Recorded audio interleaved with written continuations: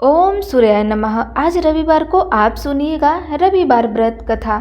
प्राचीन काल में एक राजा था और एक रानी थी। उनके पास सिपाही, घोड़े, दासियां, धन दौलत की कोई कमी नहीं थी। सिर्फ उनकी कोई संतान नहीं थी। इसी कारण से वे दोनों राजा रानी बहुत दुखी रहते थे। संतान प्राप्ति के लिए उन्होंने हर तरह के दान, धर्म, धार्मिक अनुष्ठान, जप, मंत्र, पूजा पाठ आदि सब कुछ किया, पर लेकिन इसका कोई फायदा नहीं हुआ। जब राजा और रानी वृद्ध होने लगे तो दोनों को बहुत चिंता हुई और वे दोनों सोच में पड़ गए कि अब हमारे इतने बड़े राज्य का क्या होगा। कौन बनेगा इस राज्य का वारिस और कौन लेगा प्रजा की जिम्मेदारी। राजा और रानी दिन रात इसी चिंता में पड़े रहते थे। उन्हें खाने और पीने की भी कोई सूध नहीं रही थी। तो एक सुबह राजा के दरबार में एक साधु आता है। दासी रानी को बतलाती है कि कोई साधु आया है। तब वह दासी से कहती है, यह मेरा अंतिम दान धर्म है। इसके बाद मैं अपने हाथों से कोई दान धर्म नहीं करूँगी। और रानी चावल भरा छाछ हाथ को लेकर के बाहर आती है और साधु की झोली में भिक्षा डालने के लिए आगे बढ़ती है। तो उसके चेहरे पर छाई हुई उदासी को देखकर साधु की दृष्टि में आती है। वह उससे पूछता है कि रानी साहिबा, आपको क्या हुआ है? आप इतना उदास क्यों हो गई हैं? तब रानी साधु को सारी हकीकत बताती है और सिसकने लगती है। उस पर वह साधु कुछ पल गंभीर हो जाता है और कहता है कि चिंता मत करो रानी साहिबा, आपकी संतान की इच्छा पूर्ण हो जाएंगी। आपकी केस से एक पुत्र सा जन्म होगा। मात्र वह 14 साल तक ही आप लोगों को मिलेगा। इसके आगे वह जीवित नहीं रह पाएगा। इससे बढ़कर आपको कुछ देना मेरे लिए संभव नहीं है।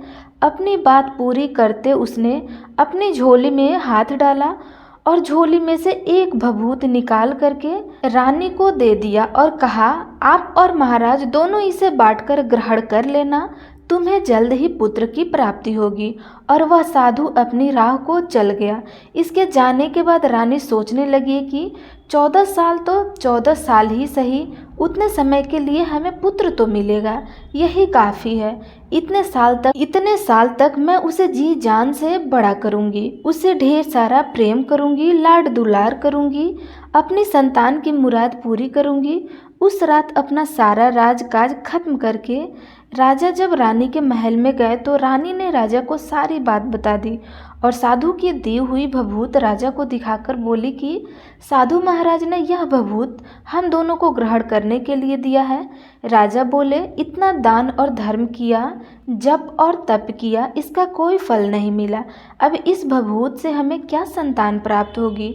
उस पर रानी बोली, जब इतना सब कुछ कर लिया तो अब यह भी सही, क्यों हम उस साधु को क्रोध में बुलाएं।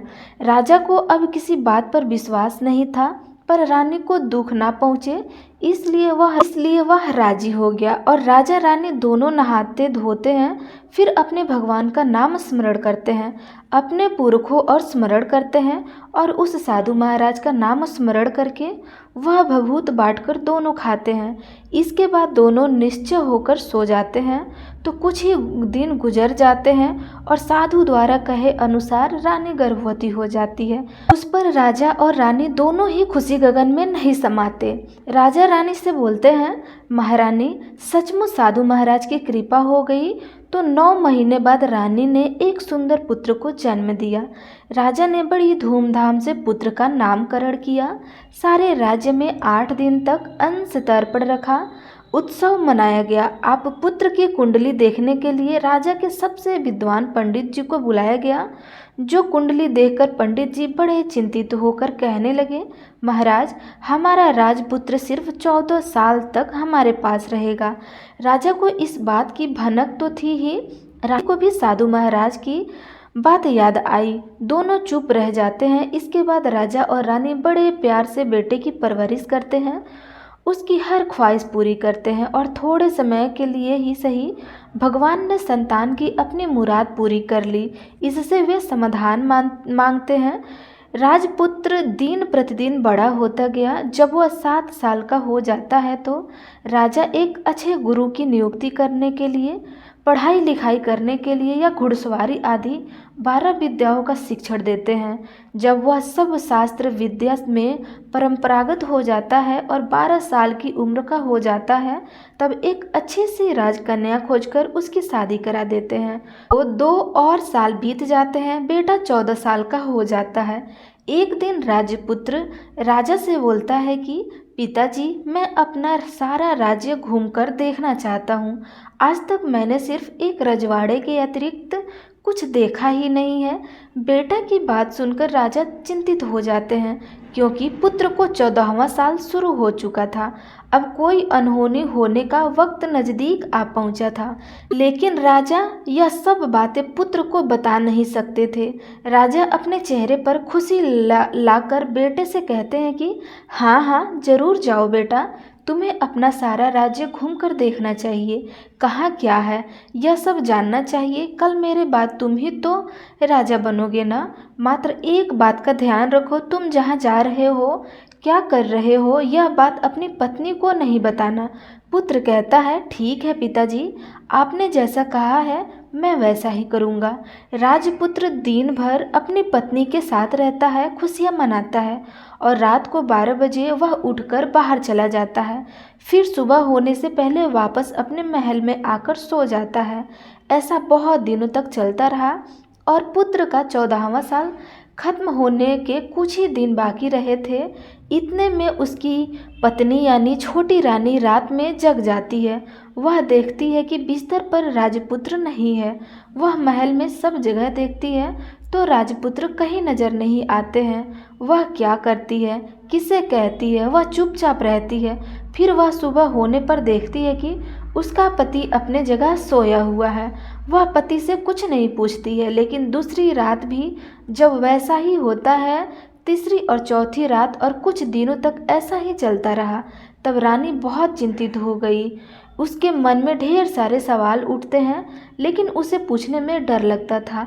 शायद पति गुस्सा होकर बैठे सास ससुर से पूछने के बारे में सोचा तो उसकी कुल मर्यादा बीच में आ जाती थी। तो इस तरह वह मन ही मन घूरती रही थी। इस हालत में उसे खाने पीने में दिलचस्पी नहीं थी। वह दुबली पतली होती जा रही थी। तो उस राज्य में फूल बेचने वाली एक बुढ़िया मालकिन थी। वह हमेशा छोटी रानी को फूल देने उसके महल में आ जाती थी। उस बुढ़िया का ध्यान छोटी रानी पर पड़ जाता था। वह उससे पूछती थी कि बेटी, तुम्हें किस बात का दुख है, तुम इस तरह सूख कर कांटा क्यों बनी हो। उस पर रानी कहती है, क्या बताऊं तुम्हें अम्मा, तुम्हारा राजपुत्र हर रात्रि को बाहर चला जाता है और सुबह वापस लौटकर आ जाता है। वह कहाँ जाता है, क्या करता है, यह सोचकर घर में अन्न जल ग्रहण नहीं कर पाती हूँ और सूख सूख कर कांटा बन चुकी हूँ। बुढ़िया सब बात सुनकर उसे एक उपाय बताती है कि बेटा ऐसा करना, आज रात को तुम सोना मत, उसके पीछे जाकर देखना कि वह कहाँ जाता है, क्या करता है और उसकी अच्छी तरह से पहरेदारी करना। तो छोटी रानी बोली कि अगर मुझे नींद आ गई तो। बुढ़िया बोली कि तुम्हें नींद न आए इसलिए एक काम करना, अपने बाएं हाथ की उंगली में एक जख्म कर लेना, उस पर थोड़ी सी मिर्ची छिड़क कर, उसे तुम्हें बड़ी जलन होगी और उसे पीड़ा से तुम्हें रात भर नींद नहीं आएगी। रानी बुढ़िया के कहे अनुसार करती रही। उंगली की जलन से उसे बड़ी देर तक नींद नहीं आई, लेकिन बाद में वह सो जाती है। दूसरे दिन सुबह बुढ़िया फूल लेकर उसके महल में पहुंची तो वह पूछती है कि क्या हुआ बेटी, क्या तुम देख पाए कि पति कहाँ जाते हैं। तब रानी कहती है, नहीं अम्मा, पहले कुछ समय जलन के कारण मुझे नींद नहीं आई, पर कुछ देर के पश्चात मैं सो गई। तब बुढ़िया कहती है, कोई बात नहीं, आज तुम उंगली पर पहले से थोड़ा बड़ा जख्म करना और ज़्यादा मिर्च लगाना। तो रानी ने वैसा ही किया, परंतु वह सिर्फ पति को बाहर निकलते हुए देख पाती थी, इसके पीछे नहीं जान सकती, क्योंकि उसे फिर से नींद आ जाती थी। दूसरे दिन सुबह बुढ़िया आती है तो उसके पूछने से पहले ही रानी रोकर कहती है, अम्मा, मैं आज भी उसकी पहरेदारी ठीक तरह से नहीं कर पाई। तब बुढ़िया कहती है, रोना नहीं बेटी, सब कुछ ठीक हो जाएगा। तुम आज रात जख्म को बड़ा करना, उस पर ज़्यादा मिर्च लगाना और एक काम करना कि जब वह जाने के लिए निकलता है तब उसका रास्ता रोकना। बुढ़िया ने जैसा बताया रानी ने वैसा ही किया। आज रात उसे नींद नहीं आई।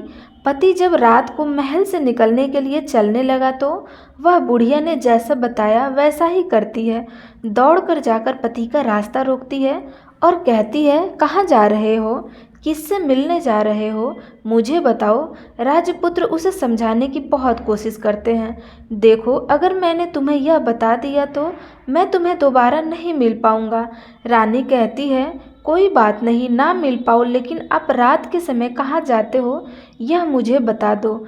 राजपुत्र निरुपाय हो जाता है। पत्नी की जिद के आगे उसकी एक नहीं चल पाती। ठीक उसी समय उसका 14वां साल खत्म हो जाता है। 15वां साल लगने वाला होता है।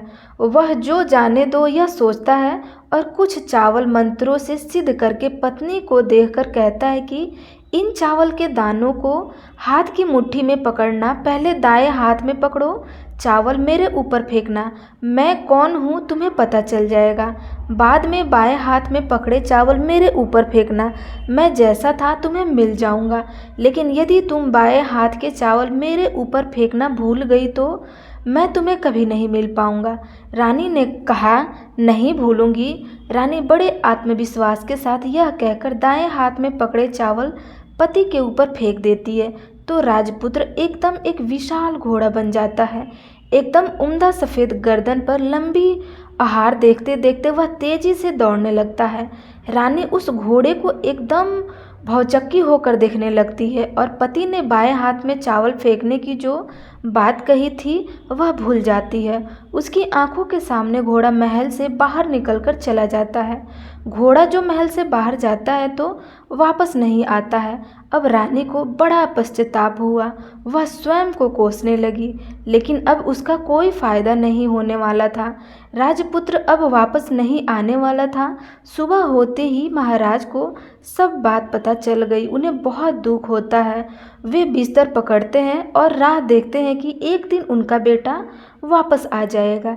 इस तरह 1 महीना गुजरता है, 3 महीने गुजरते हैं, आखिर में 6 महीने पूरे हो जाते हैं और राजपुत्र का कोई आता पता नहीं चलता।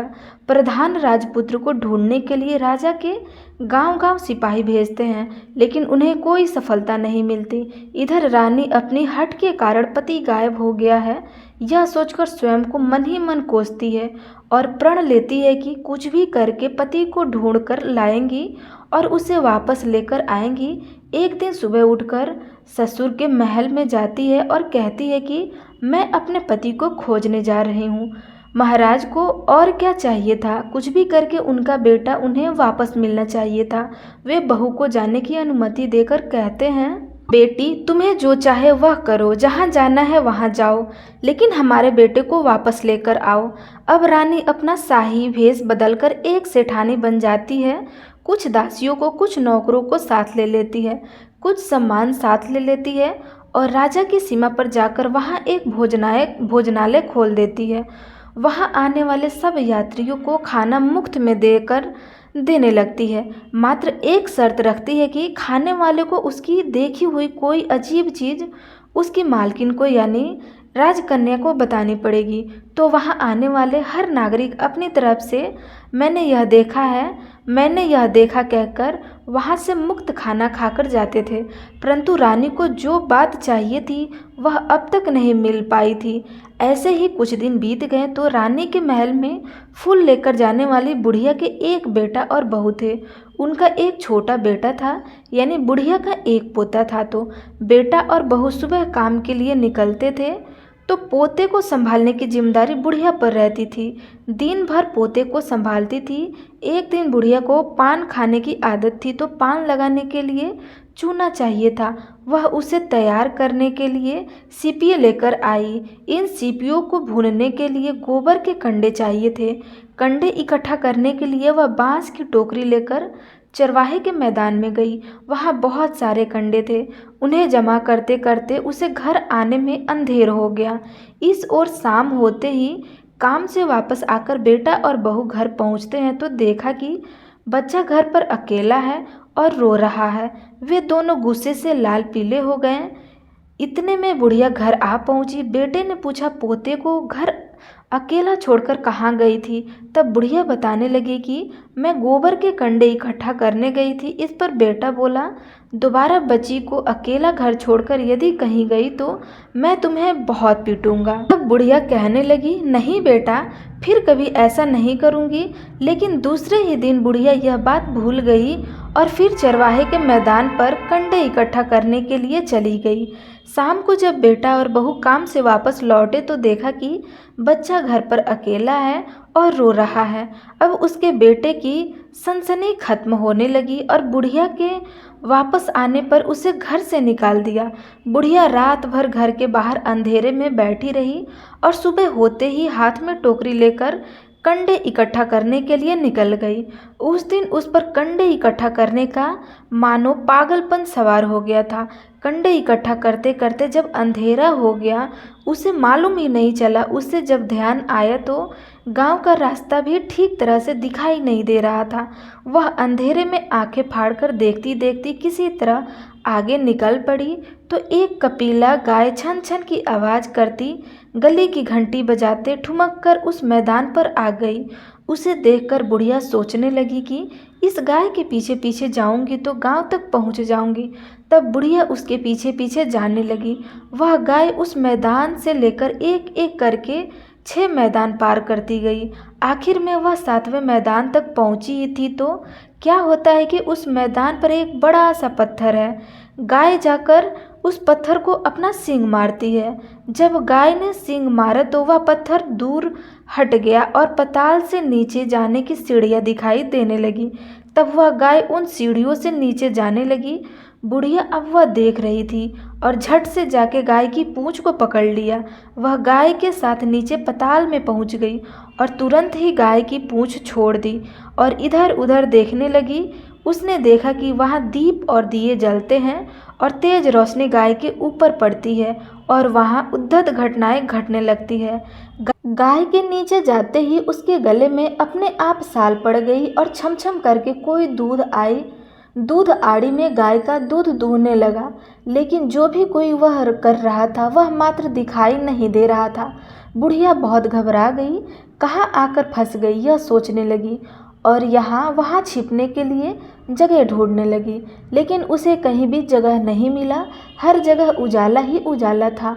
वह एक कोने में खड़ी हो गई और कुछ सामने हो रहा था उसे चुपचाप देखने लगी। उसने देखा कि वहाँ एक उम्दा सफ़ेद घोड़ा और 2 कुंडे थे।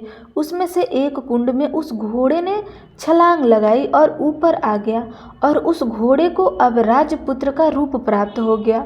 उसने दूसरे कुंड के पानी में स्नान किया। वहाँ रखे एक नए कपड़े पहने और नज़दीक की एक सुंदर पलंग था उस पर आकर बैठ गया।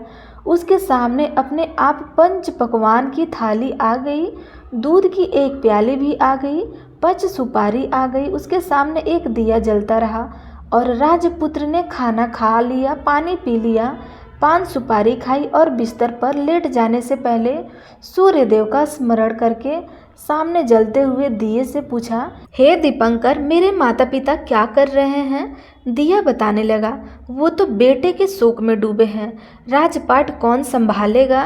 तो उसने बोला कि राज्य प्रधान संभालेंगे। उसने पूछा कि मेरी पत्नी क्या कर रही है? तो दिए ने बोला कि उसने चौराहे पर भोजनालय शुरू कर दिया है और आते जाते लोगों से वह नई खबर के बारे में पूछती रहती है। दिए के यूँ कहते ही राजपुत्र कहने लगा कि ठीक है। उसके बाद वह सो गया। बुढ़िया कोने में खड़ी हुई सब देख रही थी। ऐसी अद्भुत घटना उसने जिंदगी में पहली बार देखी थी।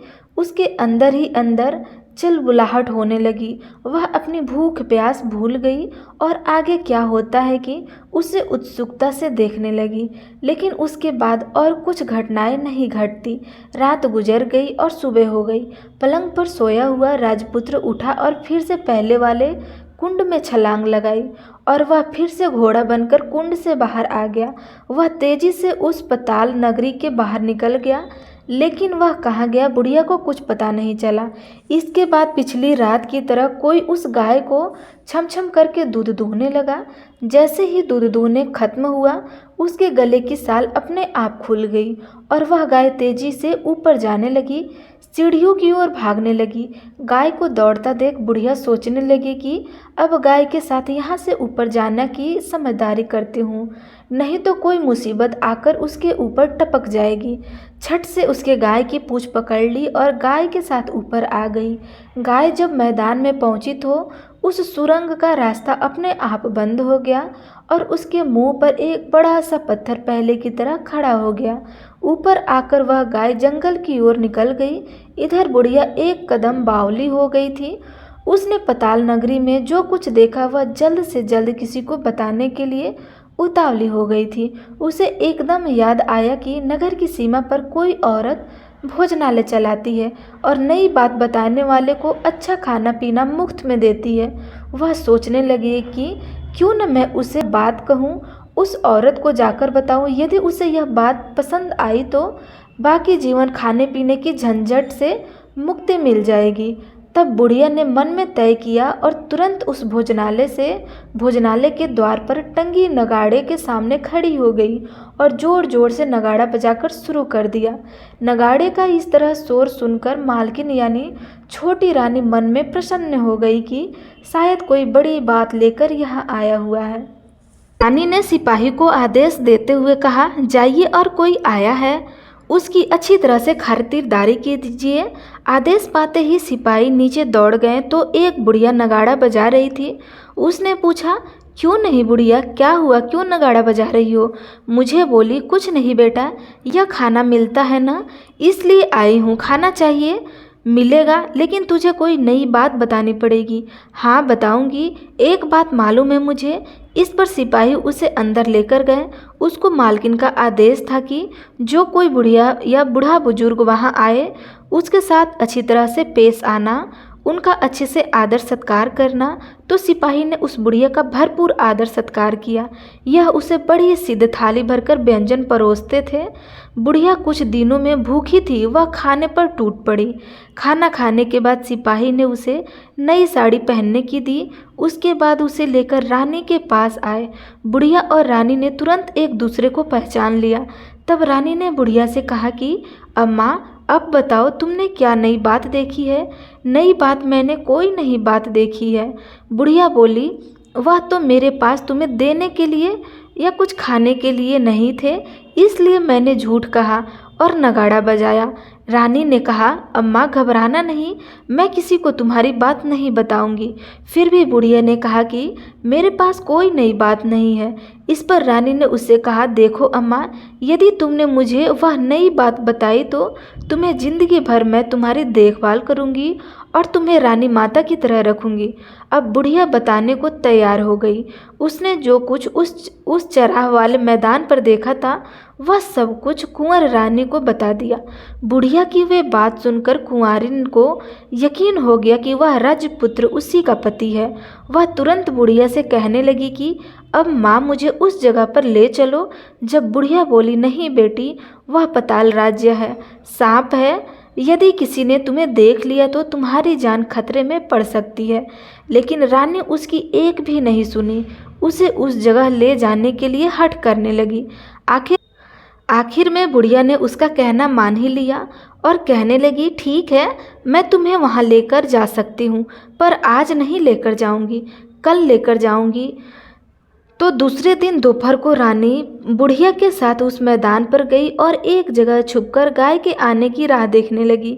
दिन ढलते ही अंधेरा गिरने लगा और गाय हमेशा की तरह वहां आ गई। मैदान के उस कोने में जाकर उनके पत्थर पर सींग मारा तो छत से पत्थर हटकर वहां सुरंग में जाने का रास्ता खुल गया। गाय उस रास्ते के नीचे उतरने लगी तो बुढ़िया रानी से कहने लगी, जल्दी आगे बढ़ो, हम गाय की पूंछ पकड़कर नीचे उतरेंगे। तो दोनों गाय की पूंछ पकड़कर नीचे उतर गई। बुढ़िया पहले जिस कोने में छिपी थी उस कोने में छिप गई। अब नीचे सब कुछ पहले जैसा घटित हो रहा था। गाय के गले में अपने आप साल पड़ गई। कोई अदृश्य रूप में उसका दूध दूहने लगा। एक सफ़ेद उमड़े घोड़े ने आकर एक कुंड में छलांग लगाई तो राजपुत्र के रूप में ऊपर आया। वह राजपुत्र दूसरे कुंड में नहाने लगा। बाद में उसके सामने खाने की थाली आ गई, दूध की प्याली आ गई, पान बीड़ा आ गया। राजपुत्र सब ग्रहण करके सोने के लिए पलंग पर गया तो सोने से पहले सूर्यदेव का स्मरण करके वह दिए से पूछने लगा, दीपांकर, मेरे माता पिता क्या कर रहे हैं? तो दिया कुछ जवाब नहीं देता है, बल्कि वह बूझने लगता है। तब राजपुत्र को कुछ घटित हुआ है इसका संदेह हो गया। वह उदास हो गया और जो कुछ हुआ वह जो जाने दो ऐसा सोचकर फिर से बिस्तर पर लेट गया।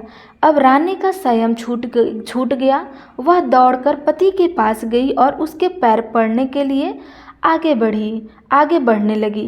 राजपुत्र तुरंत ही पत्नी को पहचान गया। वह छत से पीछे हट गया और चिल्लाने लगा, नहीं नहीं, मुझे मत छूना, सर्वनाश हो जाएगा। रानी दोनों हाथ जोड़कर पति से अपनी भूल स्वीकार करने लगी। स्वामी, मुझसे भूल हो गई, मुझे आपको नहीं छूना चाहिए था। आप रात को कहाँ जाते हो? मैं अपनी भूल स्वीकार करती हूँ, मुझे मेरी भूल की सज़ा मिल गई है। अब आप घर चलो, आपके वियोग में आपके माता पिता ने बिस्तर पकड़ लिया है, आपकी प्रजा भी बहुत दुखी है। उस पर राजपुत्र कहने लगा, वही तो एक बार तुम गलती कर बैठी हो, अब दोबारा मत करना, नहीं तो मैं अब तुम्हें जो दिख रहा हूँ अब वह भी नहीं दिखूंगा।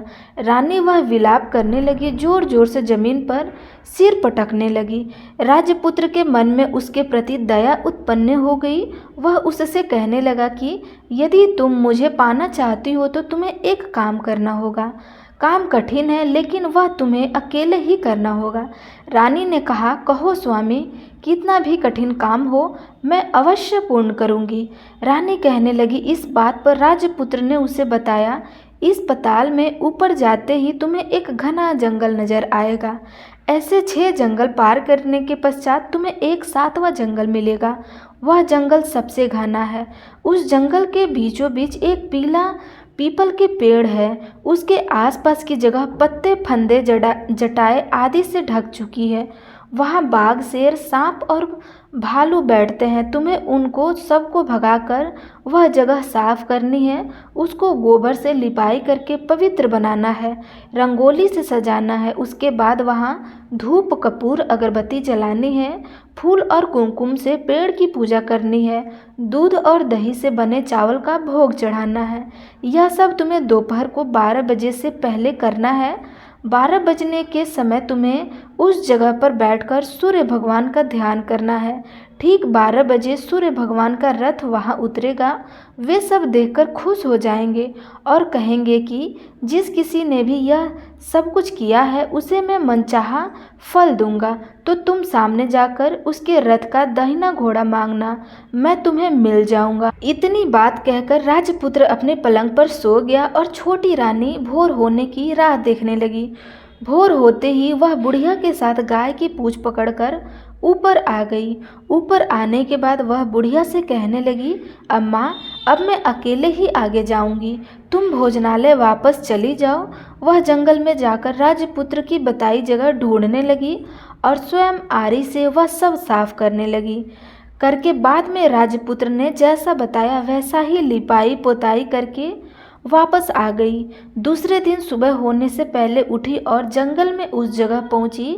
वहां जाकर इत्र और गुलाब का पानी छिड़क कर उस जगह सुगंधित धूप, अगरबत्ती जलाकर उसे पवित्र किया और पूजा की सब सामग्री वहां तैयार कर सूर्य भगवान का ध्यान करने के लिए बैठ गई। जैसे कि पति ने बताया था कि दोपहर को ठीक 12 बजे सूर्य भगवान का रथ उस पीपल के पेड़ पर आकर रुका है। सूर्य भगवान ने जब रथ से नीचे देखा तो सुगंधित वातावरण देखकर वे बहुत प्रसन्न हो गए। फिर वे बोले, जिस किसी ने यह काम किया है वह यहाँ आकर आज मुझसे कुछ भी मांगे मैं उसे दूंगा।